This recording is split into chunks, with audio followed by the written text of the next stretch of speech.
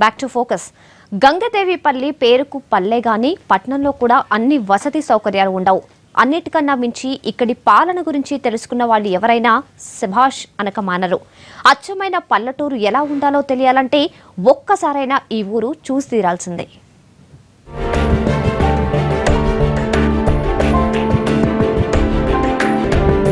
పారదర్శకంగా పాలన జరిగినప్పుడే నాయకులపై విశ్వాసం పెరుగుతుంది. అందులో భాగంగానే ఇక్కడ సమర్థవంతమైన పాలనతో అంకిత భావంతో తరచూ సమావేశాలు నిర్వహిస్తూ సమన్వయంతో ముందుకు పోతున్నారు ఇక్కడి గ్రామస్తులు. ఇక్కడ ఏ పని చేయాలన్నా కూడా జవాబుతరం అనేది చాలా ముఖ్యం. అందులో భాగంగానే చిన్న గల్లీ కూడా రోడ్డు వేయాలన్నా ఇలాంటి దిక్చుచులు ఇలాంటి సమావేశాలు బోర్డులు నిర్వహించి ముందుకు సాగుతున్నారు.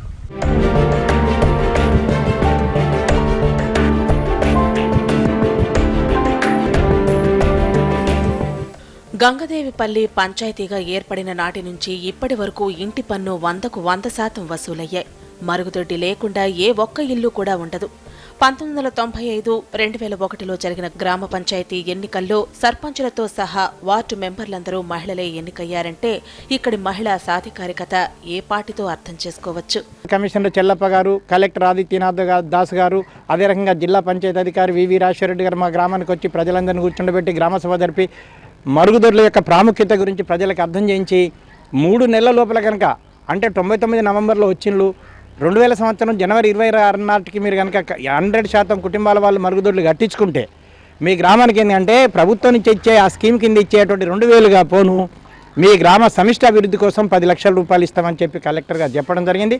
దాంట్లో మేము 3 నెలల లోపలనే 100% మరుగుదొడ్లు కట్టించగలిగినాం. కానీ అందుకే గంగదేవిపల్లికి ఎన్నో అవార్డులు రివార్డులు అందాయి. 2007లో దేశంలోనే అత్యుత్తమ గ్రామ పంచాయతీగా ఎంపికైంది.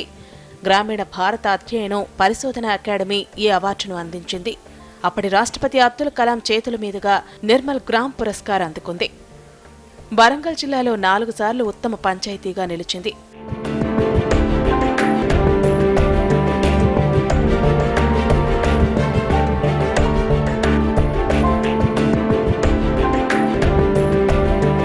గ్రామంలోని కుటుంబాలన్నీ చిన్న మొత్తాల పొదుపులో చేరినందుకు 1999లో కలెక్టర్ స్పెషల్ అవార్డులు అందించారు.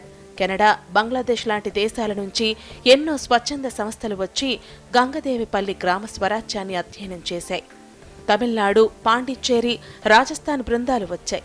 తెలుగు రాష్ట్రాల వ్యాప్తంగా ఉన్న ఇతర జిల్లాల నుంచి వచ్చి పరిశోధనలు చేసిన బృందాలకు లెక్కే లేదు.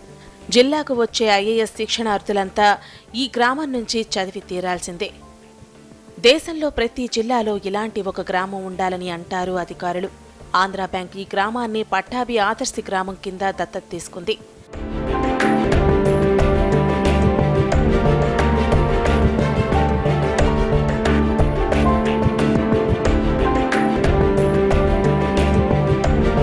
గంగదేవిపల్లి ఎందరికో పాఠమైంది. పరిశోధకులకు ముడి సరికైంది. దేశ విదేశీ విద్యార్థులకు విజ్ఞాన భాండాగారమైంది.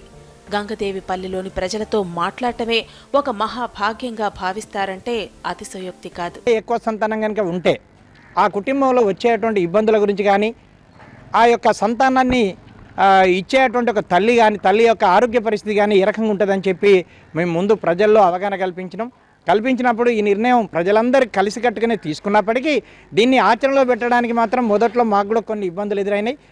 అయినా పర్వాలేదు, ఇబ్బందులు ఎదురైనా మేము వాళ్ళని ఒప్పించి మెప్పించి 2 పిల్లలతోటే కుటుంబ నియంత్రణను పాటించడం అనేది జరుగుతూ ఉంది. ఒకప్పుడు ఏదో ఒక గొడవతో ఉండేది పల్లి. ఎప్పుడు పంచాయతీలు నడిచేవి. 1993 వరకు అన్ని గ్రామాల్లో ఇది కూడా ఏదో ఒక సమస్యతో సతమతమవుతూ వచ్చింది. ఈ గ్రామం ప్రశాంతంగా ఉండాలని ఆ గ్రామస్తులే కాదు చుట్టుపక్కల పల్లెటూళ్లు కూడా భావించేవి. నర్సంపేట నియోజకవర్గ కేంద్రానికి దగ్గరగా ఉండటంతో రాజకీయ ప్రభావం కూడా గ్రామంపై ఎక్కువగా ఉండేది. దీంతో అభివృద్ధి దేవుడెరుగు, గొడవలు లేకుండా అదే 10,000 అనుకునేవాళ్లు. ఎప్పుడైతే గ్రామ పంచాయతీగా మారిందో అప్పటి నుంచి గంగదేవిపల్లి స్వరూప స్వభావాలే మారిపోయాయి. బాల వికాస లాంటి స్వచ్ఛంద సంస్థలు గ్రామాన్ని దత్తత తీసుకోవడంతో సర్వజనామోదం దిశగా అడుగులు వేయటం మొదలైంది.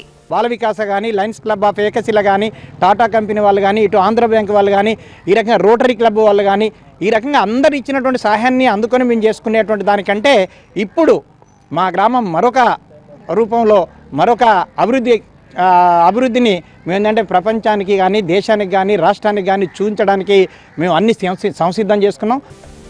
గంగదేవిపల్లి ప్రజలందరూ చెప్పే మాటల్లా ఒకటే, ఏ గ్రామానికి ఆ గ్రామం ఎవరికి వాళ్ళున్నట్టు ఉండకూడదు, ఉమ్మడిగా ఆలోచించాలి. సమిష్టి తత్వంతో పనిచేస్తే ప్రతి గ్రామం ఆదర్శ గ్రామమే అవుతుందని అంటారు. తెలంగాణ ప్రభుత్వం మొదలు పెట్టనున్న గ్రామజ్యోతికి ఇదే ఆదర్శం. అందుకే కేసీఆర్ మాటల్లో పదే పదే ఈ పల్లె పేరే వినిపిస్తుంది. అన్ని గ్రామాలు బాగుపడితే తెలంగాణ బాగుపడేటమే, ఇంకేం మిగిలినట్టు. అన్ని గ్రామాలు చక్కగా ఉంటే రాష్ట్రం చక్కగా ఉన్నట్టేనే. ఎక్కడి నుంచి పని మొదలు కావాలా? గ్రామం నుంచే మొదలు కావాలి. రాష్ట్రం నిజంగా బాగుపడాలంటే గ్రామం నుంచే పని మొదలు కావాలి. ఆ పని అయితేనే అంటలేదు, మొత్తమే అయితలేదు, ఇక్కడ లేదని అంటలేదు, కానీ జరగవలసిన పద్ధతిలో జరుగుతలేదు. మనకు తృప్తి లేదు, సమస్యలు అట్లే ఉంటున్నాయి, సమస్యలు పెరుగుతున్నాయి, పేరుకుపోతున్నాయి. కాబట్టి గ్రామస్తులలో ఒక రకమైన చైతన్యాన్ని రగిలించి సర్పంచ్ గారు, ఎంపీటీసీ గారు, గ్రామ పంచాయతీ అందరి నాయకత్వంలో మనకు ఎన్నికలు దేవుని దేవాలు జరిగినాయి. కాబట్టి వాళ్ళందరి మార్గదర్శనంలో బ్రహ్మాండంగా గ్రామ సభలో ప్రణాళిక రచన జరగాలి. 4 years ఇక మనం క్రిమేటోరియం నన్ను అడుగుతుంది టాప్ ప్రయారిటీ కట్టింది దయచేసి. ఎందుకంటే పని చక్కగా జరుగుతూ పోతుంటే ప్రతి ఊర్లో కూడా కనిపిస్తూ ఉంటే ఒక విశ్వాసం వచ్చేస్తుంది. ఇన్నేసి విశేషాలున్నాయి కాబట్టే తెలంగాణ ప్రభుత్వం ఈ పల్లెను రోల్ మోడల్గా తీసుకుంది. ఈ నెల 17న ఇక్కడి నుంచి గ్రామజ్యోతి కార్యక్రమానికి శ్రీకారం చుట్టనుంది. దీంతో మరోసారి గంగదేవిపల్లి వార్తలకెక్కింది. జననీ జన్మ భూమిచ్చ స్వర్గాదపి గరియసి అన్నారు పెద్దలు. మన గ్రామ అభివృద్ధికి, మళ్ళా పల్లె అభివృద్ధికి మనమే అభివృద్ధికి బాటలు వేసుకోవాలి, మనమే సోపానాలు వేసుకోవాలన్న ప్రజల పరితపించే విధానం ఇక్కడ అబ్బురపరుస్తుంది. ప్రపంచ దేశాలు సైతం వచ్చి ఇక్కడ సిల్లిడి కొడుతున్నాయి. నిజానికి గంగదేవిపల్లికి మనం కూడా సలాం చేయాల్సిందే. కెమెరా పర్సన్ రాంప్రసాద్తో వెంకట్, ఎన్టీవీ, వరంగల్.